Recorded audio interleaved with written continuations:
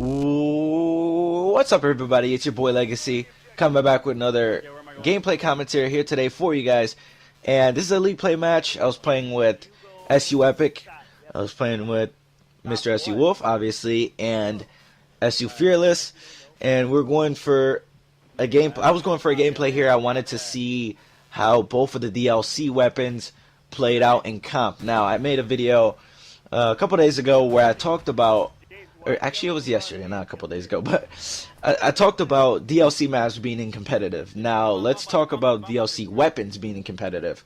Obviously DLC you have to buy, so not everybody gets it. It's not a free thing. When they update the game, it's not for everybody. Everybody who has a season pass, who has purchased the DLC map pack, gets the DLC weapon. Now in Black Ops 2, there was only one DLC weapon that was released for Black Ops 2, and Treyarch confirmed that that would be the only one.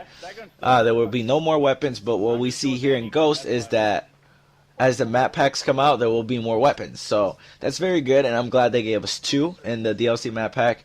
Onslaught, they gave us two weapons, the sniper and assault rifle. I am using both in this search and destroy on, like I said, league play, trying to see how it does in competitive. Now, let's really quick talk about the sniper rifle. Sniper rifle has a built-in tracker sight, so it's like the regular tracker sight that can be used as attachment for light machine gun, assault rifle, and submachine gun. But with this tracker sight, there's no iron sight. Obviously, it's a sniper. That would look weird, a sniper with an iron sight.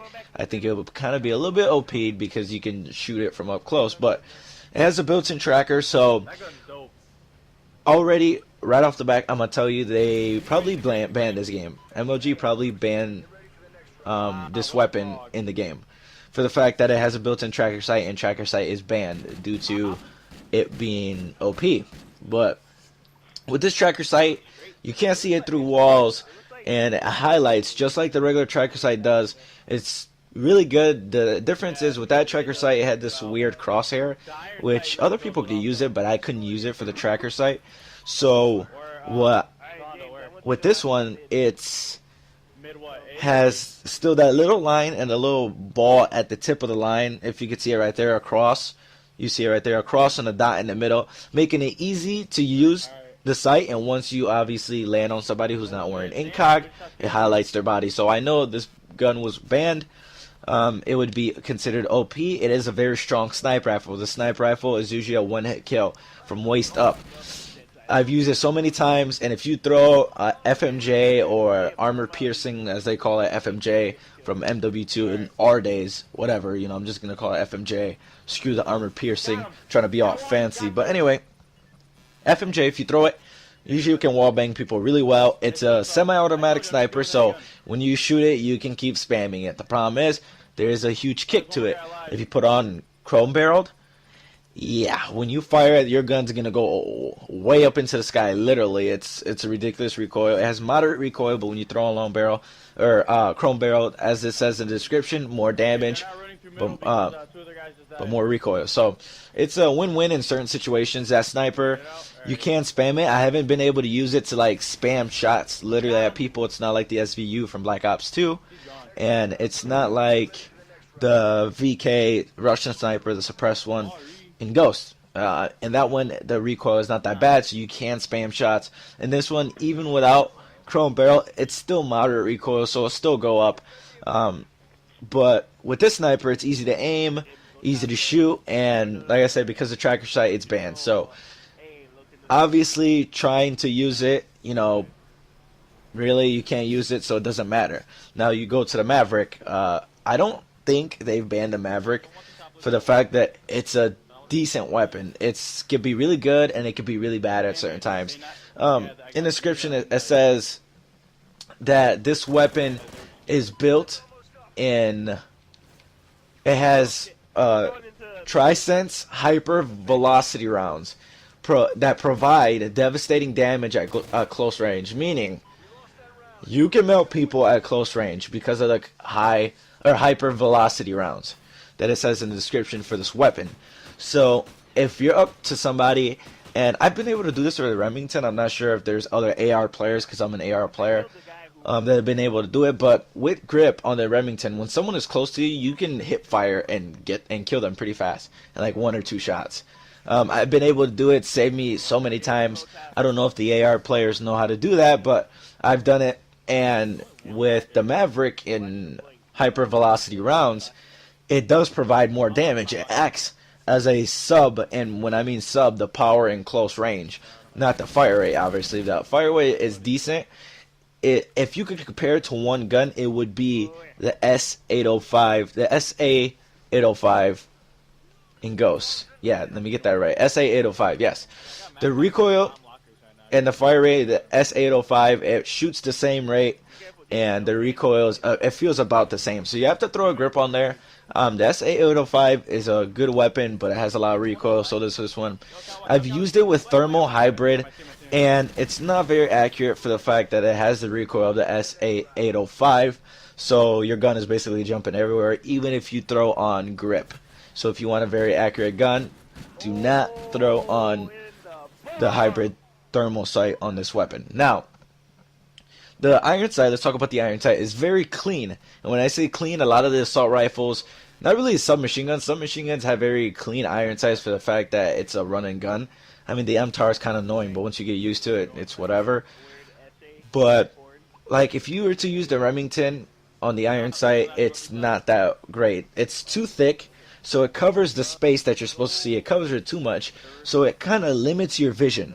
With the Maverick, as you're looking at it, it's very clean. It has the big out sight that's closest to your face, and then the one that's closest to the tip of the gun is very tiny.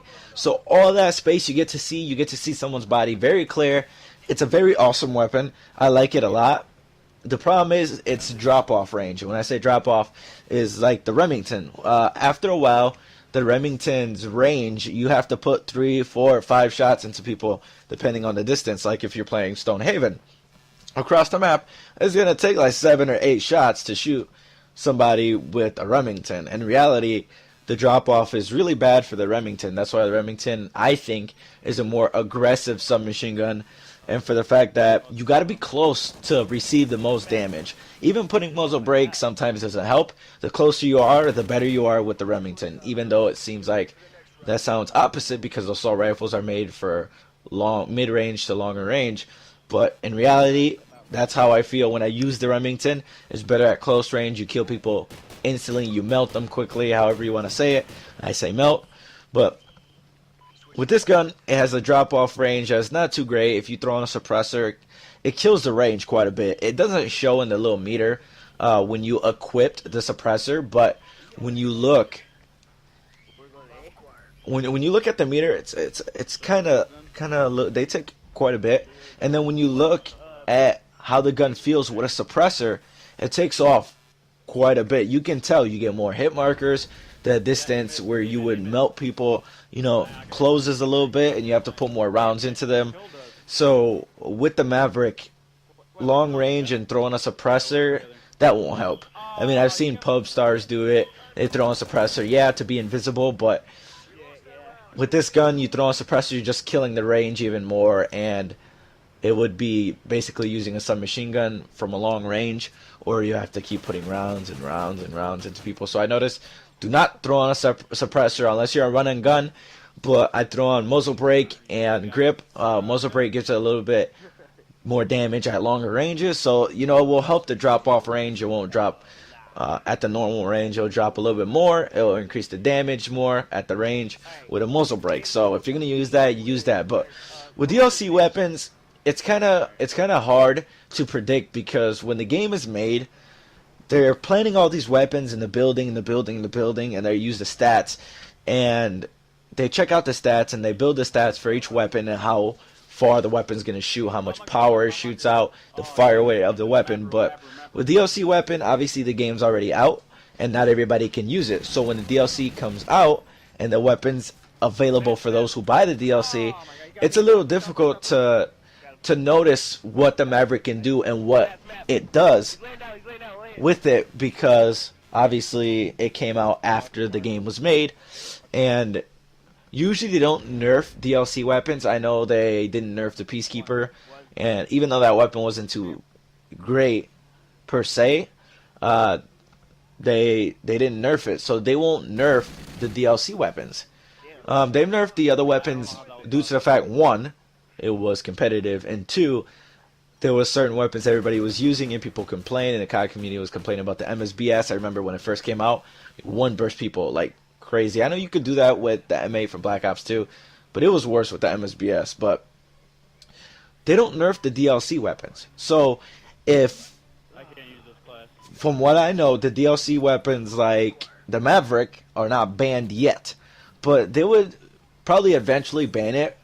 It's not too strong, but because Infinity Ward won't ban it or won't nerf a DLC weapon, I don't see it being used. And for the fact, like I said, that it's a paid weapon, you have to buy it and then you unlock the weapon, I don't think they'll use it. They tried it, like I said, with Black Ops 2 and it never did work. Same thing with the maps. But how cool would it be to use this Maverick and get the DLC, and when you use this weapon, use it for a while. Try all the attachments. I tried the 3 burst, I tried the single fire, I tried every sight you can think of. I've tried flash suppressor, even though that does nothing, suppressor, muzzle brake. I've tried all the attachments for this weapon, and the best attachments that I see fit for me was muzzle brake and grip. And say for instance we're playing domination and everything with my Remington, because the iron sights are so shitty, or excuse me, so crappy,